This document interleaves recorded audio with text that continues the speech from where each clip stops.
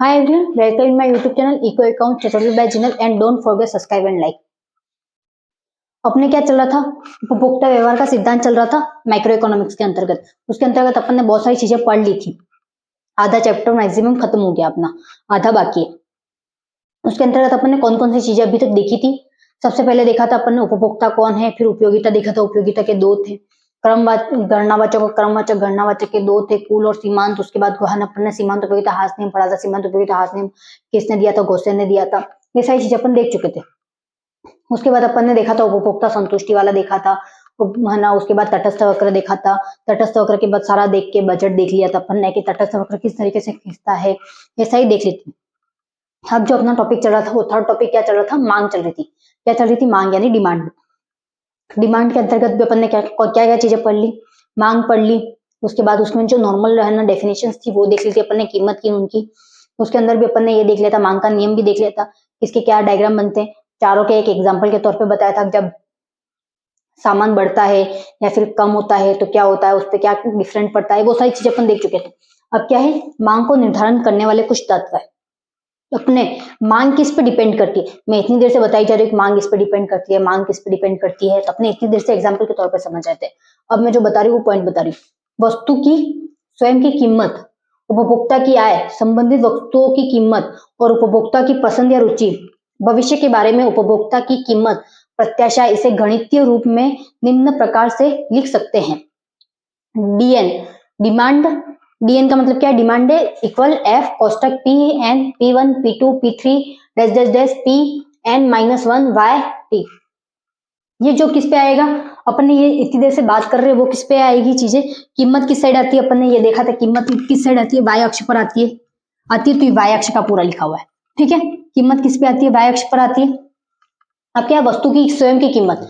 अब वस्तु की कुछ फिक्स कीमत होनी चाहिए, या नहीं चाहिए? उसके बिना अपन कुछ कर सकते हैं? नहीं कर सकते। फिर क्या, उपभोक्ता की आय। कीमत तो है अब 1,50,000 रुपए। अपन आईफोन की कीमत देखी थी 1,12,000, ठीक है। एग्जाम्पल उसी को लेके चल रहे थे। 1,12,000 किसकी कीमत थी? अपने आईफोन की कीमत थी। तो उसके बाद अपन ने देखा उपभोक्ता की आय कितनी थी। उपभोक्ता की आय मान लो 50,000 है। अगर उपभोक्ता की आय 50,000 है तो 1,12,000 का फोन खरीद सकता है? नहीं खरीद सकता। तो किस पर डिपेंड करेगा? उपभोक्ता की आय पर भी डिपेंड करता है। पहले तो उसकी कीमत देखेंगे, कीमत के बाद क्या, उपभोक्ता की आय, फिर संबंधित वस्तुओं की कीमत। अगर उसकी आय है, उस आय के रिलेटेड क्या क्या उस है ना चीजें उसके अंतर्गत आ सकती है वो देखेंगे। फिर है उपभोक्ता की पसंद या रुचि। अब उपभोक्ता को उसमें से कौन सी पसंद आती है, किसमें उसकी रुचि है, वो सारी चीजें देखेंगे। फिर भविष्य के बारे में उपभोक्ता की कीमत, प्रत्याशाएं से इसे गणितीय रूप में अभिव्यक्त करेंगे। मतलब ये है इसका कि अभी उपभोक्ता की आय ये है, उसके बाद उसका है ना अगर कोई जॉब वॉब करता है तो उसका प्रमोशन हुआ तब क्या होगी उसकी आय, उसके बाद क्या होगी, ये सारी चीजें उस पर इफेक्ट करती है कि कैसे कैसे बढ़ती रहेगी चीजें, ठीक है। फिर है सामान्य वस्तु है या निम्न स्तरीय वस्तु है। सामान्य स्तरीय वस्तु है या निम्न स्तरीय वस्तु है। मांग के निर्धारण के तत्व, तत्व क्या क्या थे? वस्तु की स्वयं की कीमत, मतलब कोई फिक्स अमाउंट होना चाहिए। क्या होना चाहिए? स्वयं का अमाउंट होना चाहिए फिक्स। जैसे अपन ने आईफोन की कीमत देखी थी, आईफोन की कीमत कितनी थी? 1,12,000 रुपए थी। कितनी थी? 1,12,000 रुपए देखी थी। उसके बाद उपभोक्ता की आय, अब अभी तक अपन ने उपभोक्ता की आय नहीं देखी थी, अपन सिर्फ बात कर रहे थे कितनी होगी या इतनी होगी, उसका इस हिसाब से चल रहा था अपन। तो उपभोक्ता की आय जो है, आय कितनी है? 50,000। ये है आय। और ये क्या है? प्राइस है। प्राइस यानी कीमत है। ये क्या है? कीमत है। आईफोन की कीमत है, मुझे आईफोन लेना है, उसकी कीमत कितनी? 1,12,000 रुपए। और आय कितनी है? 50,000। अब मुझे ये बताओ, अगर ये 50,000 इसमें चलो इन्वेस्ट भी कर दिए इसने, कोई भी हो है ना, किसी का भी नाम ले लो, अपना खुद का नाम से एक्सप्लेन करके समझ जाना कि यहाँ पर 50,000 मैंने अगर 1,50,000 1,12,000 के फोन में इन्वेस्ट कर दिए तो मैं इस महीने में कुछ और सामान ले पाऊंगी? मैं कुछ भी नहीं ले पाऊंगी। तो क्या करेगा उपभोक्ता, जो भी उपभोक्ता है वो क्या करेगा, इस 50,000 के अंदर अंदर क्या करेगा, वो 1,12,000 की जो भी चीजें हैं वो लेने की कोशिश करेगा। क्या करेगा? 1,12,000 की जो भी चीज, मतलब 1,12,000 की चीजें नहीं लेने की कोशिश करेगा। कैसे लेने की कोशिश करेगा? जो 50,000 के अंदर आ जाए वो, ठीक है। 1,12,000 की नहीं लेगा, क्या करेगा? 50,000 के अंदर आ जाए। फिर क्या करेगा? संबंधित वस्तुओं की कीमत। क्या करेगा? संबंधित वस्तुओं की कीमत। अब देखो, अब 50,000 के अंदर अंदर जो भी, अगर उसको 1,12,000 का फोन चाहिए तो अब वो 1,12,000 का फोन खरीदेगा? क्यों नहीं खरीदेगा? क्यों नहीं खरीदेगा? क्यों? उसकी आय कम है। तब क्या वो करेगा? या तो 12,000 वाला फोन खरीद लेगा, फोन की अलग अलग क्वालिटी भी होती है, फोन अलग अलग प्राइस की भी होते हैं, तो फिक्स डिपेंड नहीं करता तुम लोग 1,12,000 का ही फोन लोगे तभी अच्छा दिखेगा, ऐसा कुछ भी जरूरी नहीं। तो उसने क्या किया, अब वो 12,000 का फोन लेगा, उसके बाद उसमें कुछ जो जो उसको सामान चाहिए होगा घर के लिए वो सारी चीजें लेगा, तो क्या करेगा, संबंधित वस्तुओं की कीमत चेक की, कीमत के हिसाब से उसने सामान खरीदना शुरू किया। फिर है उपभोक्ता की पसंद, पसंद और रुचि, इसमें भी फोन की भी अलग अलग क्वालिटी होगी, तो उसमें एक फोन पसंद करेगा। फिर उसके बाद क्या, खाने की चीजें जो भी वो ले रहे हैं तो उसकी चीजें पसंद करेंगे, तो किस पे डिपेंड करता है, उस पर डिपेंड करता है, रुचि भी होनी चाहिए। फिर यहाँ बोल रहा है कि भविष्य में उस डिमांड का क्या है, अगर ये आए यहाँ पर 50 से 60 70 हो गई, अब वो 70,000 के हिसाब से सामान लेगा, 50,000 के हिसाब से सामान लेगा, वो लेगा किस हिसाब से सामान लेगा, 70,000 के सामान लेगा, किस हिसाब से सामान लेगा, 70,000 के हिसाब से लेगा। अब किस तरीके से प्राइस बढ़ती है, तो डीएन मतलब क्या है, डिमांड है, F N, PN, P1, P2, P3 dash dash dash PN -1, जो भी वस्तु है उसको माइनस करके देख लेंगे, ठीक है। अब क्या है यहाँ पे, सामान्य या निम्न स्तरीय वस्तु, अगला टॉपिक क्या है, सामान्य निम्न स्तरीय वस्तु है। मांग के निर्धारण तत्वों को कितनी बार मैंने 2 बार एक्सप्लेन किया है, कितने हैं, 5 है, अच्छे से एक बार वापस समझ लेना, ठीक है। अब क्या है, सामान्य या निम्न स्तरीय वस्तु है। सामान्य वस्तुएं कौन सी होती है, सामान्य वस्तु जो अपन दैनिक जीवन में मतलब दैनिक अपना जो भी है ना दिनचर्या चलती है दूसरी उस चीजों में अपन यूज करते हैं, जैसे अपना खाना हो गया, अपन जैसे पढ़ाई करने बैठते हैं तो क्या चाहिए अपन को, फोन, किताबें चाहिए ना, पेन चाहिए, ये सारी चीजें देखते हैं अपन। उसके बाद अगर तुम स्कूल जाते हो तो बस से जाते हो, ऑटो से जाते हो, तो उसके लिए क्या चाहिए, अमाउंट चाहिए। उसके बाद अब तुम लोग ये भी देखते होगे कि तुम्हें अगर कोई चीज चाहिए दैनिक जीवन में, दैनिक तुम्हारे घर वाले देते होंगे पैसे कुछ, तो वो किस तरीके से है, तो क्या दैनिक जीवन में जो भी अपने रेगुलर यूज में है चीजें, वो कौन सी, सामान्य यूज, सामान्य वस्तु है, और निम्न स्तरीय वस्तु होती है, ऐसी कोई खास नहीं है। जैसे अब तुम ये फोन लेने जाओगे तो फोन तुम्हें क्या होगा, फोन क्या हुआ, निम्न स्तरीय है क्या, उच्च स्तरीय वस्तु है। क्यों, क्योंकि इसका डिमांड बहुत ज्यादा है, डिमांड ज्यादा नहीं सॉरी, कीमत बहुत ज्यादा है इसलिए, ठीक है। अब वस्तुएं भी कितने प्रकार की होती है, 2 प्रकार की होती है, कौन कौन सी, पूरक वस्तुएं और स्थानीय वस्तुएं, सॉरी स्थापनीय वस्तु, कितनी, पूरक और स्थापनीय वस्तुएं। पूरक वस्तु की डेफिनेशन लिखो, पूरक वस्तु वे वस्तु होती है, पूरक वस्तु वे वस्तु होती है जिनका प्रयोग एक साथ किया जाता है, जिनका प्रयोग एक साथ किया जाता है। अब देख लो, पूरक वस्तुएं कैसी होती है, वे वस्तु होती है जिनका प्रयोग एक साथ किया जाता है। जैसे मैं बताती हूँ तुम लोगों को, अपने पेन है, पेन के अंदर स्याही होनी चाहिए या नहीं होनी चाहिए, पेन के अंदर स्याही होनी चाहिए। पेन के अंदर जो प्लास्टिक होता है बाहर का, अब वो अलग होता ही नहीं होता, तुम पेन क्यों लेते हो, पेन के साथ क्या चाहिए, कॉपी चाहिए या नहीं चाहिए, पेन के साथ कॉपी चाहिए ही चाहिए। तो क्या है, पेन और कॉपी के बीच में क्या है, संबंध है। अब तुम चाय बनाने बैठो और चाय के अंदर है ना शक्कर नहीं डालोगे चाय बनेगी, या फिर चाय के अंदर है ना दूध नहीं डालोगे तो चाय बनने वाली नहीं बनने वाली। तो क्या उसमें भी एक संबंध है। उसके बाद और भी देख लो तुम, जैसे तुम खाना खाने बैठे हो और खाना खाने बैठे हो तो उसके साथ सब्जी है, तो सब्जी बनाना ऐसी बन जाएगी क्या, सब्जी के अंदर कुछ ना कुछ मसाले डलते होंगे, तो वो क्या है, एक साथ यूज होती है। कैसी होती है, एक साथ यूज होती है। पूरक वस्तुएं क्या होती है, एक साथ यूज होती है। उसका डायग्राम बनाते हैं अपन, डस्टर करना।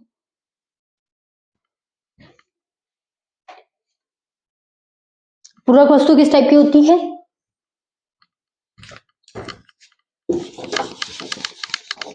पूरक वस्तु का यूज किस तरीके से हो सकता है, एक साथ हो सकता है। कैसे हो सकता है, एक साथ हो सकता है, बार बार बता रही हूँ एक ही चीज। एग्जाम्पल भी मैंने 2-3 बताए थे, एग्जाम्पल भी मैंने क्या बताया था, 2-3 बताए थे। एक तरफ क्या करते अपन, यहाँ पर क्या है, एक्स ही रहेगा, यहाँ पर वाई रहेगा। अब भी अपन चाय का एग्जाम्पल लेके चलते हैं, क्योंकि चाय सब सारे जो भी है वो क्या करते हैं, दैनिक जीवन में यूज करते हैं चाय। और यहाँ शक्कर, शक्कर की कीमत ले लेते। अब मुझे ये बताओ, तुम लोगों को चाय पीनी है, अब शक्कर की कीमत कुछ भी होगी, तुम खरीदोगे या नहीं खरीदोगे, तो यहाँ पर क्या है,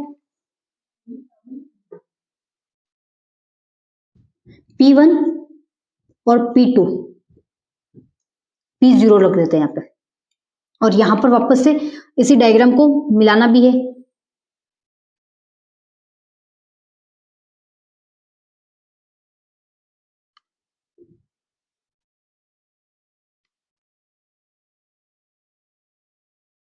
अब तुम लोग ये चीज देखो, जब कीमत यहां पर थी तो देखो प्राइस भी वही की वही रही, मतलब कीमत बढ़ी चाय भी उतनी की उतनी रही।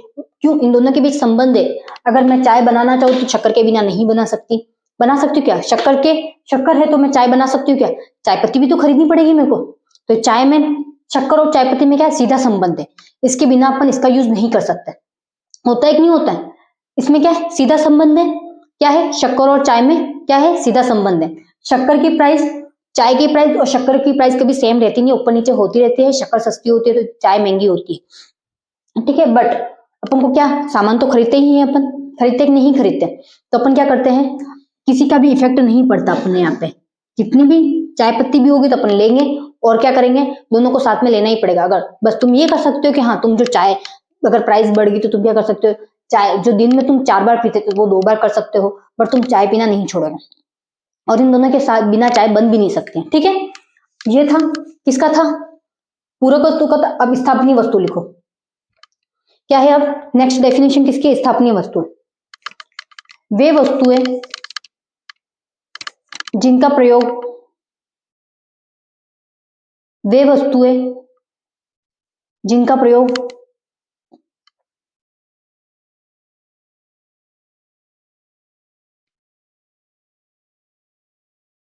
एक वस्तु के स्थान पर किया जा सकता है उसे स्थापनीय वस्तु कहते हैं।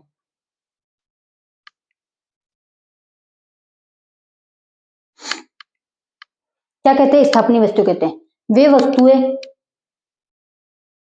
जिनका प्रयोग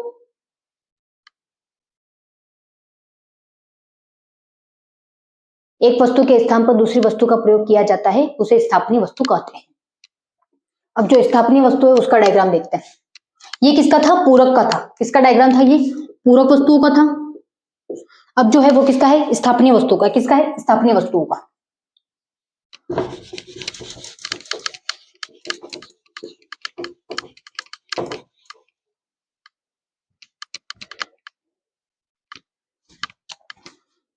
यहां पर भी चीजें सेम ही है, ठीक है, पर थोड़ी सी चीज बदल जाएगी।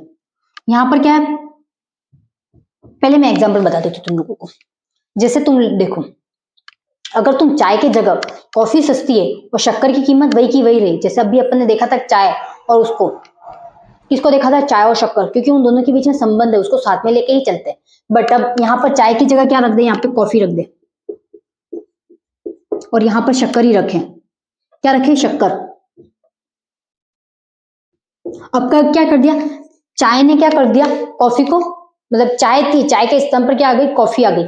अब उसका कोई इफेक्ट पड़ा? पीने के क्या हमारी चाय और कॉफी दोनों एक ही क्वालिटी की होती है, थोड़ी बहुत अलग होती है। चाय ज्यादा लोग चाय पीना पसंद करते हैं, कॉफी कम लोग पसंद करते हैं। बट क्या है, अगर इन दोनों को एक्सचेंज करना चाहे तो अपन कर सकते हैं ना। चाय और कॉफी को क्यों नहीं कर सकते? कर सकते हैं, ठीक है। तुम चाय पियोगे तो भी तुम्हारी नींद उड़ जाएगी और कॉफी पियोगे तो भी तुम्हारी नींद उड़ने वाली है, ठीक है ना। तो यहाँ पर क्या किया? चाय की जगह क्या ले लिया? कॉफी ले लिया और शक्कर को शक्कर ही रखा। मतलब एक वस्तु के स्थान पर यहाँ पर चाय की जगह क्या कर दिया? चाय थी, चाय की जगह क्या कर दिया? कॉफी। मतलब क्या होगी? स्थापनीय वस्तु हो गई। एक वस्तु के स्थान पर दूसरी वस्तु का प्रयोग कर सकते, ठीक है। अब यहाँ पे अपन ने सेम रख रखा था अभी, बट यहाँ पे अब थोड़ी सी चीज चेंज हो जाएगी। यहाँ पे P1 तो यहाँ पे Q1, यहाँ पे P और यहाँ पे P नॉर्मल, सॉरी Q यहाँ पे 0। अब क्या यहाँ पर शक्कर की कीमत है?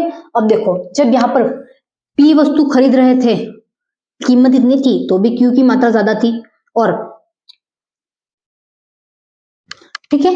दूसरा देखो, P की मात्रा जब नॉर्मल थी तब भी क्या थी? Q की मात्रा वही की वही थी। मतलब ये है कि कीमत बढ़ने का या घटने का उस पर कोई इफेक्ट नहीं पड़ा। उस पर क्या था? कीमत बढ़ने और घटने का प्रभाव पड़ा था। क्यों? क्योंकि जो लोग चाय को प्रतिस्थापन नहीं किया था उस टाइम, अभी क्या किया? चाय को प्रतिस्थापित कर दिया। क्यों किया? क्योंकि चाय की कीमत ज्यादा ही बढ़ गई। तो ये क्या, कौन सी वस्तु है? प्रतिस्थापन वाली वस्तु है, स्थापनीय वस्तु है। पूरक वस्तुओं में क्या होता है कि जो चीजें होती है वो की वो रहती है, उनका डिमांड, मतलब वो चीजें चेंज नहीं होती, उन्हीं के साथ उसका यूज होता है। स्थापनीय वस्तुएं क्या होती है? जिनके स्थान पर अगर अपन किसी और चीज का भी यूज करें तो कोई फर्क नहीं पड़ने वाला है। जैसे तुम्हारे पास फोन है, फोन के साथ तुम फोन का यूज ना करके टैबलेट का यूज करोगे तो कोई फर्क नहीं पड़ने वाला। जो चीजें फोन में है ना, फैसिलिटी आती है वो सारी की सारी कहाँ आएगी? टैबलेट में आएगी। तुम जैसे पेन लेने जाते हो, पेन लेने गए तुमने, पेंसिल का और पेन का इफेक्ट पड़ता है कि नहीं पड़ता है? पड़ता है। तुम पेन लेने गए तो तुमने 3 रुपए वाला पेन लिया, उसकी जगह तुम 300 रुपए वाला पेन लोगे तो भी उसमें कोई फर्क नहीं पड़ने वाला। बस तुमने क्या की, चीज स्थापित कर दी कि तुम पहले जो दूसरी शाई वाली चीज आती थी, एक दूसरी मार्कर शाई वाली आती है, शाई भरने वाली आती है, इंक वाली आती है, क्या जो भी हो सकती, इस तरीके का मुंह होता है उसका, इस तरीके का मुंह होता है, फिर इस तरीके से पेन होता है, फिर इसमें चलता रहता है, यहाँ पे शाई डाली जाती है, वो वाला पेन आता है। और एक तुम 3 रुपए वाला पेन लाओ तो क्या होगा, इसमें और इसमें क्या इफेक्ट है? काम तो लिखने के ही आ रहा है क्या? भले ही तुम सस्ता लो या महंगा लो, काम तो लिखने के आ रहा है। तो इस पे क्या इफेक्ट पड़ा? कुछ भी इफेक्ट नहीं पड़ा। जैसे मैंने अभी तुम लोगों को फोन का एग्जांपल दिया, अब तुम खाना बनाते हो, तुम्हारी मम्मी है, तो तुम क्या, कोई इलेक्ट्रॉनिक गैस का यूज करो तो भी उसमें खाना बनाने की काम आ रहा है, और तुम नॉर्मल जो गैस आ रही है उसके भी क्या आ रहा है, खाना बनाने की काम आ रहा है। अब तुम्हें वो चीज देखनी कि तुम किसको अफोर्ड कर सकते हो। इस चीज को अफोर्ड कर सकते हो तो इस चीज को खरीदो, अगर इस चीज को अफोर्ड कर सकते हो तो इस चीज को खरीदो। बट इफेक्ट क्या पड़ रहा है? कुछ भी इफेक्ट नहीं पड़ रहा। तो आप क्या कर सकते हो, एक जगह एक वस्तु के स्थान पर तुम दूसरी वस्तु खरीद सकते हो, तो उसको कौन सी बोलेंगे? स्थापनीय वस्तु बोलेंगे। और पूरक वस्तु किससे बोलेंगे? वही वस्तु खरीदना, उसके साथ वही सेटअप होता है वो। जैसे मैंने अभी बोला, अपने खाना सब्जी बना रहे, सब्जी बनाने के अंदर जो नमक डालेगा वो डालेगा ही डालेगा, जो सब्जियां डलनी वो डलनी ही है। उसके बाद उसके अंदर जो मसाला डालना है वो डालना ही है, वो कंपलसरी। अब चाय बना रहे तो चाय के साथ क्या चाहिए? शक्कर चाहिए ही चाहिए। तो वो क्या चीजें थी? कंपलसरी थी। तो क्या थी? पूरक वस्तु वो होती है। और स्थापनीय वस्तु ऐसी होती है जिसके स्थान पर अपन दूसरी वस्तु का प्रयोग कर सकते हैं। स्थापनीय वस्तु कौन सी होती है? जिस जगह पे अपन दूसरी वस्तु का प्रयोग कर सकते हैं। अब अपना ये जो था वो कंप्लीट हो गया है। अब जिसमें है मांग में परिवर्तन, मांग की मात्रा में जो परिवर्तन है वो टॉपिक बाकी है। तो अब इसके बाद नेक्स्ट टॉपिक वही है अपना।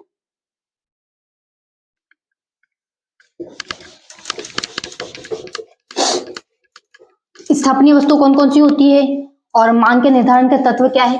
एक तो उपभोक्ता की स्वयं की कीमत होनी चाहिए, उपभोक्ता की आय होनी चाहिए, बिना आय के कुछ नहीं कर सकता, उसकी पसंद होनी चाहिए, फिर उसमें कंपेयर भी करना पड़ता है, उसका बजट भी होना चाहिए। ये सारी चीजें देखी थी। उसके बाद पूरक और स्थापनीय वस्तु देखी थी। सामान्य वस्तु कौन सी होती है वो देखी थी अपन ने। ठीक है, अब जो है वो क्या है? मांग मात्रा में परिवर्तन। अपने क्या है जो है मांग मात्रा में परिवर्तन व मांग में परिवर्तन। अभी बोला था मैंने यही टॉपिक चलेगा। एक बार स्क्रीनशॉट लो, फिर मैं एक्सप्लेन कर देती हूँ। जब किसी वस्तु की कीमत के अतिरिक्त अन्य कारक जैसे उपभोक्ता की आय में बढ़ोतरी या कमी, उपभोक्ता व रुचि परिवर्तन के कारण मांग वक्र का ऊपर या नीचे की ओर विवृत होना मांग में परिवर्तन कहलाता है। अन्य वाले सामान रहने पर जब केवल कीमत में वृद्धि होने पर वस्तु की कम मात्रा खरीदी जाती है तो उसे मांग का संकुचन कहा जाता है। इसका मतलब ये है कि यहाँ पर बोला है कि किसी वस्तु की कीमत के अतिरिक्त क्या है, जो भी प्राइस है, प्राइस क्या हो रही है? प्राइस के कारक क्या है? जैसे उपभोक्ता की आय। अब जैसे भी प्राइस है, मैंने बोला अभी अपने एग्जांपल लेके चल रहे थे। क्या चल रहे थे? किसी की आय थी, किसी व्यक्ति की आय थी 50,000। 50,000 से बढ़कर उसकी आय होगी 70,000 रुपए। कितनी होगी? 17,000 होगी। अब उसको कौन सा फोन खरीदना था? 1,12,000 का। अब मुझे ये बताओ, 50,000 में भी वो खरीद सकता है, बट क्या कर सकता है? ईएमआई पर खरीद सकता है। और 70,000 में भी वो खरीद सकता है ईएमआई पर। बट अब तुम देखो, 50,000 में जो जो चीजें खरीदता था, वो 12,000 का फोन खरीदा था, 20,000 का फोन खरीद सकता था सर, जब 70,000 सैलरी हुई। तो क्या वो अभी भी कैश देके क्या वो 1,12,000 का अमाउंट खरीद सकता? मतलब फोन खरीद सकता? नहीं खरीद सकता। तो क्या अब 20,000 का खरीद सकता है? 20,000 का बजट बन गया। जैसे वो सामान पहले है ना, चावल ले रहा था, चावल कितने 50 रुपए किलो वाले ले रहा था, अब कितने वो 70 रुपए किलो वाले लेगा। क्यों? उसकी अमाउंट जो है वो बढ़ गया। तो किस पर डिपेंड करता है? यहाँ पर वही उपभोक्ता की आय पर डिपेंड करता है। किस पर डिपेंड करता है? आय पर। बढ़ोतरी या कमी किस पर डिपेंड करती है? उपभोक्ता की आय पर। उपभोक्ता व रुचि परिवर्तन के कारण मांग वक्र का ऊपर या नीचे खिसकना। मतलब अपन जो भी मैं मांग वक्र बनाऊंगी, ये मैंने सोचा मांग वक्र बनाया, ठीक है। अगर मैं इस मांग वक्र को बनाऊं, जब मेरे पास अपने एक बजट का भी बनाया था, अब बजट ये है फिलहाल, हाँ मेरे पास आय बढ़ी तो ये बजट भी बढ़ा कि नहीं बढ़ा? बजट में बढ़ोतरी हुई। अगर आय कम हुई तो बजट कम हुआ। ये कम हुआ तब, ये बढ़ा तब, और ये नॉर्मल हुआ तब। ये क्या है? एक बार इसको Q1 को क्या मानते हैं? नॉर्मल। इसको Q0 को क्या मानते हैं? लेस, मतलब कम हुआ। और इसको क्या मानेंगे? Q1 को बड़ा है। क्या हुआ? बड़ा है। इससे भी ज्यादा बढ़ाएगा तो Q2 मानेंगे, बट इसको क्या माना अपन ने, जीरो, मतलब नॉर्मल से भी कम है, ठीक है बजट। और इसको क्या माना, अभी नॉर्मल बजट है। यहाँ पर Q पर क्या मान रहे हैं, बजट नॉर्मल है, आय क्या हुई यहाँ पर कम हुई, यहाँ पर सम्मान है, सम्मान थी, इसे सम्मान से क्या हुई यहाँ पर बढ़ी, और इससे भी बड़ी है यहाँ पर। तो क्या होगी, अब उपभोक्ता की मांगे बढ़ेगी कि नहीं बढ़ेगी, अब उपभोक्ता जो चीजें खरीद रहा है वो भी बढ़ेगी। तो किस पे डिपेंड करता है, मांग क्या है उसके हिसाब से क्या चल रहा है उस पर डिपेंड करता है, ठीक है। अन्य वाले सामान, कोई भी सामान हो, उस सामान की कीमत क्या है, फिक्स है, बट किसी की कीमत बढ़ी है, कोई चीज अच्छी है तो अच्छी क्वालिटी की कीमत बढ़ी, तो उस पर कीमत बढ़ेगी या कम होगी, तो उस पर क्या प्रभाव होगा, मैंने तुम लोगों को बताया। जब कीमत बढ़ी तो क्या होगी, मांग कम होगी, और वही कीमत घटी तो क्या होगी, मांग बढ़ेगी। यही बताया था ना। तो ये क्या था, कीमत का था रूल, और मांग का क्या था, मांग बढ़ेगी तो क्या होगी, कीमत बढ़ेगी, और मांग कम होगी तो क्या होगा, कीमत कम होगी। मांग कम होगी तो क्या होगी, कीमत कम होगी।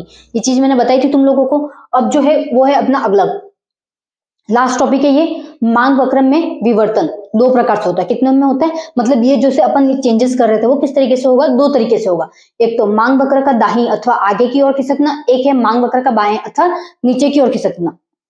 तो मैं इसकी डेफिनेशन लिखवा रही हूँ, लिखो पहले।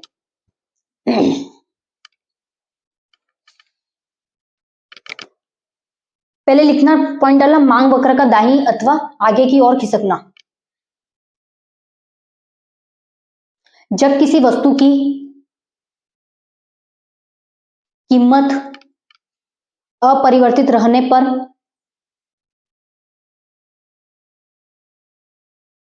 जब किसी वस्तु की कीमत अपरिवर्तित रहने पर उपभोक्ता की आय में बढ़ोतरी होने पर उपभोक्ता की आय में बढ़ोतरी होने पर मांग वक्र डीडी बढ़कर D1 में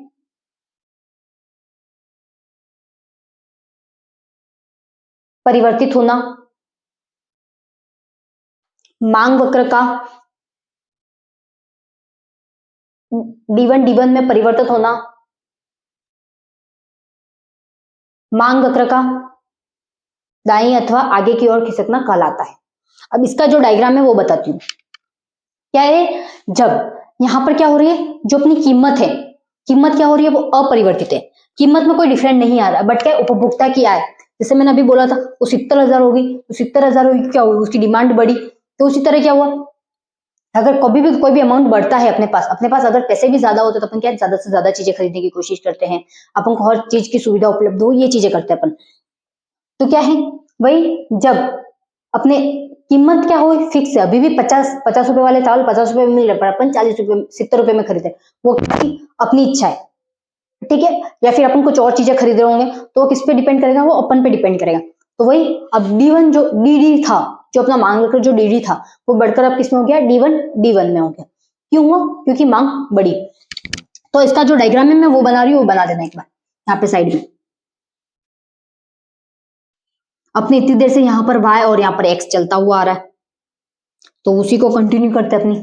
और यहाँ पर क्या, जीरो, कोई डायग्राम बनाने आए या नहीं आए, पर इतनी चीज ध्यान रखना, यहाँ पर y, यहाँ पर x, यहाँ पर जीरो, ये चीज कॉमन है, ये चीज आने वाली ही है।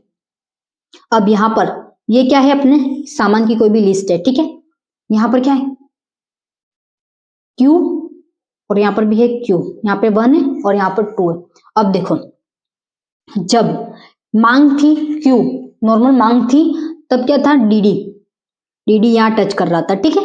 डीडी क्या था, फर्स्ट जो नॉर्मल डीडी था अपना, डीडी क्या, मांग इतनी थी, बट वही उसकी आय, यहाँ पर क्या है, आय में बढ़ोतरी हो रही है, यहाँ पर नीचे आय लिख देना, यहाँ पर आय और यहाँ पर मांग, वस्तु की कोई भी मांग हो, ठीक है, वस्तु की मांग, और यहाँ पर अपने आप सेकंड चेंज हुआ डीडी, यहाँ पे D1 और यहाँ पर D1, क्यों चेंज हुआ वो मुझे बताओ। बड़ा ऊपर की ओर गया, यहाँ पे लिखा हुआ ऊपर की ओर खिसकेगा, लिखा हुआ है या नहीं लिखा हुआ है, लिखा हुआ है। क्या हुआ, पहले मांग कम थी तब नॉर्मल थी, तब कितना था डीडी यहाँ पे था, बट मांग बढ़ी, आय बढ़ी उसकी, मांग नहीं आय बढ़ी, आय बढ़ी तो साथ में मांग भी बढ़ेगी, तो क्या हुआ DD1 ऊपर आ गया, क्या आ गया ऊपर आ गया, खिसक के ऊपर आ गया, यही था। अब सेकंड लिखो, मांग वक्र का बाएं अथवा नीचे की ओर खिसकना, सेकंड टॉपिक डालना, और वो डायग्राम नहीं बनाया जो बना देना साथ में, ठीक है। मांग वक्र का सेकंड टॉपिक है, लिख दो पहले, मांग वक्र का बाएं अथवा नीचे की ओर खिसकना। इसके अंतर्गत लिखना, वस्तुओं की कीमत अपरिवर्तित रहने पर उपभोक्ता की आय में, वस्तुओं की कीमत अपरिवर्तित रहने पर उपभोक्ता की आय में कमी होने पर, उपभोक्ता की आय में कमी होने पर मांग वक्र डीडी का नीचे की ओर खिसक जाना, मांग वक्र का बाएं अथवा नीचे की ओर खिसकना कहलाता है। मांग वक्र का बाएं अथवा नीचे की ओर खिसकना कहलाता है। क्या यहाँ पर भी क्या है, कीमतें फिक्स है, क्या हो रही है, कीमतें फिक्स है, जैसे मैंने अभी ये डायग्राम बताया था, कीमतें क्या है, फिक्स है, इसकी जो प्राइस है वो फिक्स है, बट क्या हो गई अब उसकी जो अमाउंट था, जो आय अभी बढ़ रही थी, बढ़ने की जगह क्या हो गया, अब कम हो गया, अमाउंट कम खरीद होगा तो उसका जो डीडी मतलब जो मांग होगी वो भी तो कम होगी। अगर अपनी आय बढ़ती है तो मांग भी बढ़ती है, वैसे ही मांग, अपनी आय कम हुई तो मांग भी क्या होगी, कम होगी। ये किसका है, स्क्रीनशॉट ले लो, ये बढ़ने पर है, आय बढ़ने पर है, ठीक है। अब आय कम होने पर बता रही हूँ मैं, डायग्राम जो है, नेक्स्ट डायग्राम क्या है, आय कम होने पर। यहाँ पे कुछ नहीं है, सेम ही है, यूं समझ लो, कुछ भी नहीं करना, मैं इसी को बना के बता देती हूँ ताकि क्या तुम लोगों को भी याद रहे। सेम है, यहाँ पे डी, अब क्या है, ये डी ऊपर वाला है, डी नॉर्मल है, और D1 ये, अब ये जो ऊपर की तीर की ओर निशान जा रहा था वो किस तरीके से आ जाएगा, नीचे आ जाएगा, क्या आ जाएगा, नीचे आ जाएगा। और यहाँ पे भी थोड़ा चेंज होगा, ये Q1 हो जाएगा और ये Q हो जाएगा, क्यों हुआ, सेम है, बट अब ये चित्र किसका है, इसका है, आय का बाएं अथवा नीचे की ओर खिसकना। नीचे की ओर खिसक क्या, देखो D1 नीचे आ गया, पहले क्या था, D1 ऊपर था, ऊपर कब था, जब उसकी आय बढ़ती है, जब आय बढ़ेगी तब क्या होगा, D1 ऊपर, सेम है चित्र, और कुछ नहीं है। क्या हो रहा था, पहले देखो डिमांड ये रही, जो नॉर्मल डिमांड थी अपनी ये थी, आय जब समान थी तब, बट अब क्या हुआ, आय को अपन ने कम किया तो क्या हो गई, मांग कम हो गई। अब वैसे ही मैं मांग को बढ़ा दूंगी, मतलब आय को बढ़ाई तो क्या हुआ, ये ऊपर की ओर गया, डिमांड क्या हुई, ऊपर हुई, क्यों हुई, ये डिमांड ऊपर क्यों हुई, ये दोनों चित्र मैंने साथ में बना दिया, ठीक है। देखो मांग वक्र का नीचे की ओर कब खिसक रहा है, जब आय कम हो रही है, आय कम हुई तो क्या हुआ, मांग वक्र नीचे की ओर खिसका, वही मांग बढ़ी, आय बढ़ी तो क्या हुआ, मांग वक्र ऊपर की ओर गया, क्या हुआ, मांग वक्र ऊपर की ओर गया, नीचे आया तब क्या हुआ, मांग वक्र नीचे की ओर खिसका, मतलब बाएं खिसका, और ऊपर बढ़ा तब क्या हुआ, दाएं ओर खिसका। यहाँ पर कब, आय बढ़ने पर, आय बढ़ने पर, और यहाँ पर क्या है, आय कम होने पर, आय कम होने पर, बस डिफरेंट क्या है, यहाँ पर आय बढ़ रही है, नीचे आने पर कुछ नहीं करना, चित्र वही का वही रखना, सेम डायग्राम बनाना, सेम डायग्राम में क्या करना, D1 ऊपर था वो उसी को नीचे शिफ्ट कर देना, ठीक है। अभी तक अपन ने क्या क्या चीजें पढ़ ली, मांग वक्र पूरा का पूरा पढ़ लिया, मांग वक्र के नियम पढ़ लिए, मांग वक्र में जो भी था उसमें तत्व पढ़ लिए निर्धारण के, उसके बाद उसमें मैंने एग्जांपल के तौर पे भी बता दिया था, उसके बाद ना अपने बजट को किस तरीके से था वो भी बता दिया था, पूरक वस्तुएं कौन सी होती है, स्थापनीय वस्तु कौन सी होती है, पूरक वस्तु कौन सी होती है, साथ में उन जिन वस्तुओं का यूज होता है वो पूरक वस्तु होती है, स्थापनीय वस्तु कौन सी होती है, एक वस्तु के स्थान पर दूसरी वस्तु का प्रयोग कर सकते हैं, जैसे चाय कॉफी ले ली थी अपन ने, उसके बाद चाय के स्थान पर किसका यूज किया था, कॉफी का यूज किया था, और पूरक वस्तु में किसका यूज किया था अपन ने, चाय के साथ शक्कर, एक ही चीज थी उसको यूज किया था, साथ में यूज करना कंपलसरी था, मतलब ये सोच लो तब कि कॉफी का आविष्कार ही नहीं हुआ था, ठीक है, कॉफी का आविष्कार अब हुआ है, तो उसके बदले क्या हो गया, स्थापनीय वस्तु आ गई, अपन ने ये चीजें देखी थी। उसके बाद अपन ने देखा था मांग मात्रा में परिवर्तन देख लिया था, मांग मात्रा में परिवर्तन किस तरीके से होता है कीमत पर, ये अपन ने देख लिया था। उसके बाद क्या हुआ, उपभोक्ता वक्र में, मांग वक्र में विवर्तन देख लिया था, ऊपर की ओर खिसकना और नीचे की ओर खिसकना। एक बार स्क्रीनशॉट नहीं लिया हो तो ले लेना। Okay bye and don't forget subscribe and like. अब अपना जो नेक्स्ट अगला टॉपिक होगा वो कल शुरू करेंगे, ठीक है। Okay bye.